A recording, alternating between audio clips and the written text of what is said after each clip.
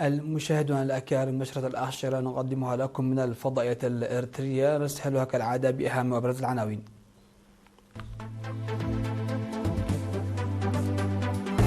اجتماع لبحث تعازيز تسويق منتجات الخضروات والفواكه بغردات. مشروع مياه الشرب بمدينة الأوغوعنسبة يخفف معاناة السكان. عقد ندوة لأصحاب المرافق الخدمية بمدينة حقات لتعزيز الوعي القانوني. واشنطن تستعيد طيارها المفقود وطهران تضع كهرباء إسرائيل ضمن أهدافها. مباحثات مصرية روسية في موسكو لتعزيز التعاون الاقتصادي. وأردوغان يبحث مع زيلينسكي سبل إنهاء حرب أوكرانيا وقضايا أمنية. أهلا بكم إلى تفاصيل النشرة.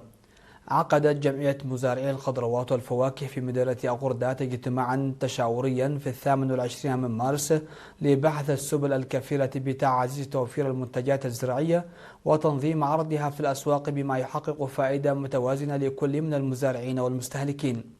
وخلال الاجتماع تم التأكيد على أن طرح كميات كبيرة من المنتجات الزراعية في السوق خلال فترة واحدة يؤدي إلى انخفاض الأسعار وتكبد المزارعين خسائر، في حين أن النقص المعروض يؤدي إلى ارتفاع الأسعار ويؤثر سلبا على المستهلكين. وأوضح رئيس الجمعية السيد داويت كيداني أن هذه القضايا تمت مناقشتها مع الشركاء والجهات الإدارية المختصة وخبراء الزراعة، مشيرا إلى العمل على تعزيز التعاون مع الجمعيات الزراعية الأخرى في المنطقة لتبادل الخبرات وتحسين مستوى الإنتاج والتسويق. من جانبه دعا مسؤول مكتب الزراعة السيد تيدروس زغرغيش المزارعين إلى الالتزام بالتوجيهات الفنية التي يقدمها المختصون والعمل بصورة جماعية لضمان تطوير زراعة الحدائق والمحاصيل البستانية. بدوره أكد مدير مديرية غردات السيد إسحاق طعم أهمية تركيز المزارعين على تطوير الأراضي التي يستغلونها حاليا بدل التوسع غير المدروس، مشددا على استعداد المديرية لتقديم الدعم اللازم لتعزيز الإنتاج الزراعي. أكد سكان ضاحية عدن أمن بمدينة الأوغوعنسبة إقليم القشبركة أن توسيع مشروع مياه الشرب الذي تم تنفيذه بتنسيق من الحكومة وبمساهمة من الشعب خفف معاناتهم وحصولهم على المياه. وأوضح السكان أن خدمة المياه كانت في السابق محدودة بسبب اعتمادهم على عدد قليل من نقاط التوزيع، الأمر الذي كان يفرض عليهم صعوبات في الحصول على المياه. من جانبه أفاد المشرف على المشروع السيد تسوى ميكائيل تكابو أن أعمال توسيع شبكة المياه شملت تركيب منظومة تعمل بالطاقة الشمسية، وكذلك إنشاء خزان مياه بسعة 250 مترا مكعبا، إضافة إلى تجهيز 5 نقاط توزيع للمياه وتزويدها بمعدات تنظيم الاستهلاك. بدوره أوضح رئيس لجنة تنمية المياه في عدن أمن السيد منقس أب ملأكي أوضح أنه رغم التحسن الملحوظ في الخدمات فإن زيادة عدد المستفيدين تستدعي إنشاء خزان إضافي بسعة 250 مترا مكعبا لضمان استمرارية توفير المياه للسكان. وفي السياق ذاته أشاد مدير مديرية الأوغوعنسبة السيد إبراهيم حقوس ومدير إدارة ضاحية عدن أمن السيد حقوس أملسوم أفادا بالجهود الشعبية المبذولة في تنفيذ أعمال التوسعة، مؤكدين ضرورة إيلاء اهتمام أكبر بإدارة الموارد المائية وتعزيز الخدمات الاجتماعية الأساسية في المنطقة.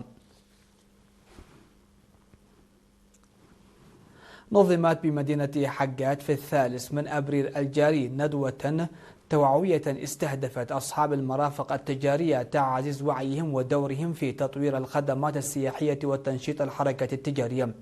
وأفاد مدير مدينة حقات السيد نصر أب برخت أب أن الندوة تناولت جملة من الموضوعات المتعلقة بالقوانين المنظمة للنشاط التجاري، إضافة إلى المخاطر المترتبة على بيع المشروبات الكحولية للقُصّر والتعامل مع المواد الاستهلاكية منتهية الصلاحية وآثارها الصحية والقانونية، فضلا عن تنظيم العلاقة بين أرباب العمل والعمال.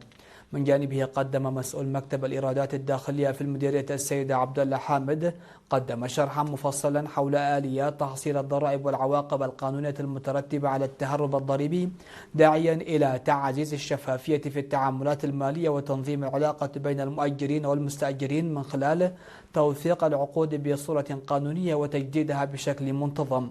وأشار المشاركون في الندوة إلى أهمية البرامج التوعوية في دعم أنشطتهم التجارية، مقترحين توفير مواقع مناسبة للمؤسسات الخدمية وتعزيز دور القطاع التجاري في تقديم خدمات أفضل للمواطنين والمساهمة في تنمية السياحة.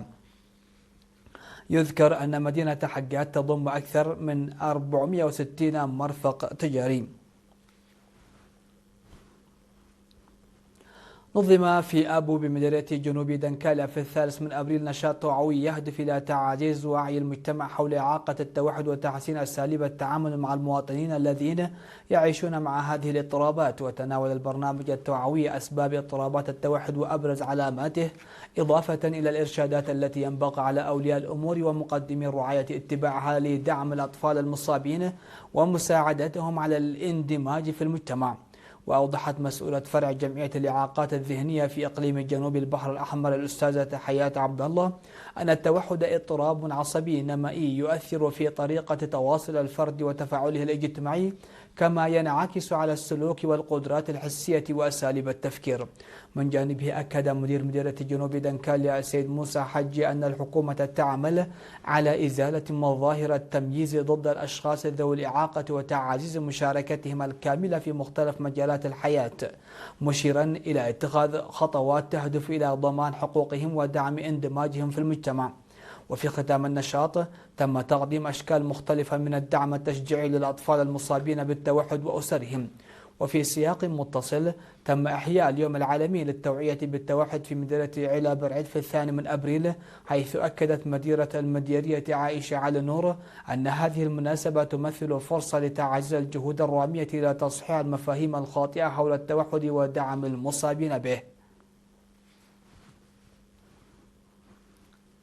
نفذت أنشطة واسعة في مجال حفظ المياه والتربة في إطار الجهود الرامية إلى تعزيز الإنتاج الزراعي وتحسين استدامة الموارد الطبيعية بمديرية تسني.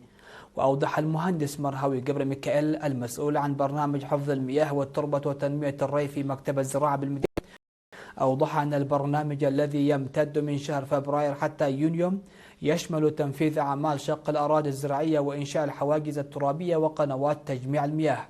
وأشار إلى أنه حتى الآن تم شق نحو 370 هكتار من الأراضي الزراعية، بينما جرى حراثة أكثر من 700 هكتار، إضافة إلى تنفيذ أعمال حفظ التربة في مساحة تقارب 250 هكتارا وإنشاء قنوات مائية على مساحة 8 هكتارات. كما شارك في هذه الأنشطة ما يقارب 7400 عامل.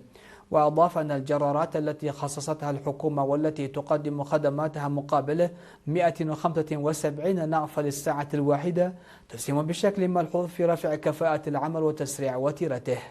من جانبه أوضح مسؤول الشؤون الزراعية في المنطقة التنموية الزراعية تسني علي قدر السيد سمعون بينم أن مؤسسة القلال والمواشي وفرت 12 جرارا لدعم هذه الأنشطة، مشيدا بالدور الذي يؤديه السكان والمديريات في إنجاح برامج حفظ المياه والتربة. فاصل قصير مشاهدينا في كل مكان، ومن ثم نعود لمتابعة الأنباء على الصعيد العالمي.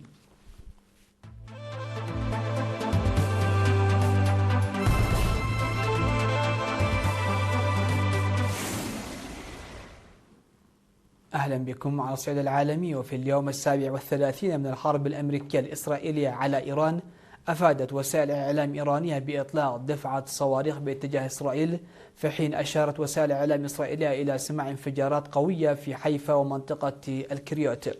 وكان الرئيس الأمريكي دونالد ترامب أعلن أن الجيش الأمريكي نفذ عملية إنقاذ جريئة وغير مسبوقة تم خلالها استعادة الطيار المفقود من خلف خطوط العدو في جبال إيران الوعرة. وأكد ترامب أن العملية نفذت بإرسال عشرات الطائرات المسلحة وانتهت بنجاح دون سقوط قتلى، مشيرا إلى أن الطيار الثاني عاد سالما، ومشددا على أن الولايات المتحدة لا تترك أي جندي خلفها وفق قوله.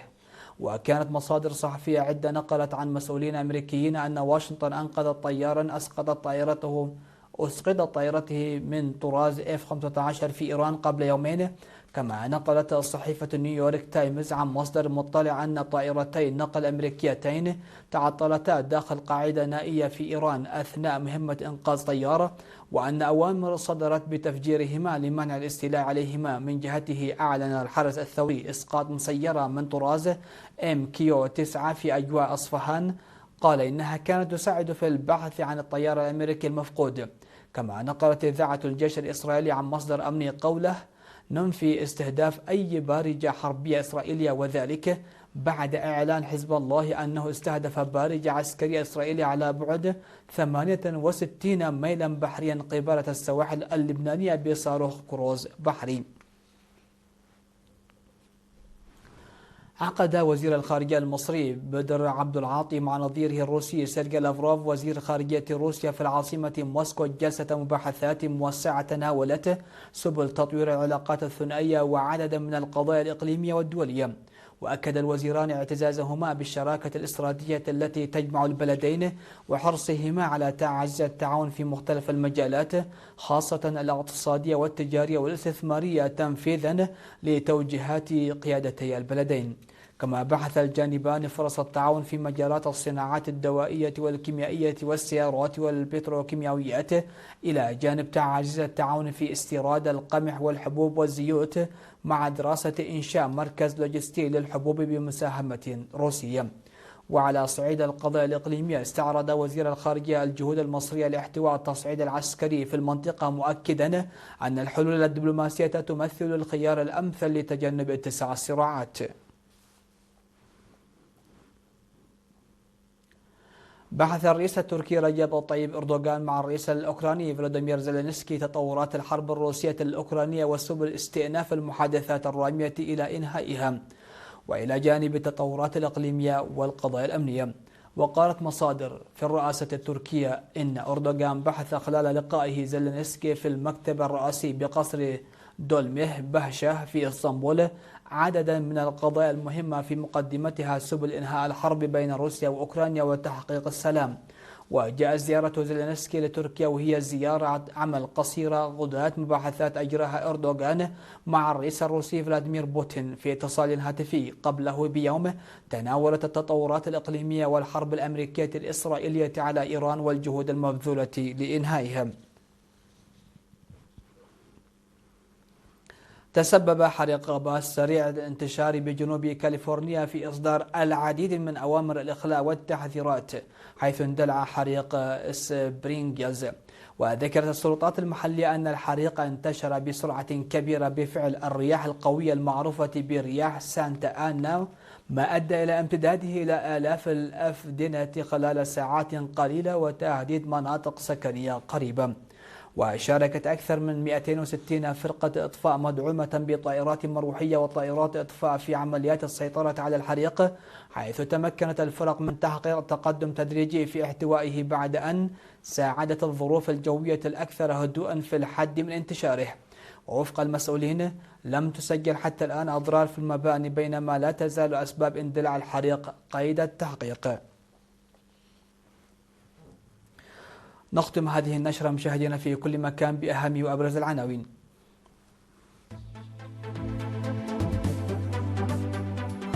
اجتماع لبحث تعزيز تسويق منتجات الخضروات والفواكه بأغردات. مشروع مياه الشرب بمديرية لوغو عنسبة يخفف معاناة السكان. عقد ندوة لأصحاب المرافق الخدمية بمدينة حقات لتعزيز الوعي القانوني. واشنطن تستعيد طيارها المفقود وطهران تضع كهرباء إسرائيل ضمن أهدافها. مباحثات مصرية روسية في موسكو لتعزيز التعاون الاقتصادي. وأردوغان يبحث مع زيلينسكي سبل إنهاء حرب أوكرانيا وقضايا أمنية. مشاهدينا، هكذا نكون قد وصلنا وإياكم إلى نهاية نشرتنا لهذه الفترة المسائية. شكرا لحسن الإسماع والمتابعة، والسلام عليكم ورحمة الله.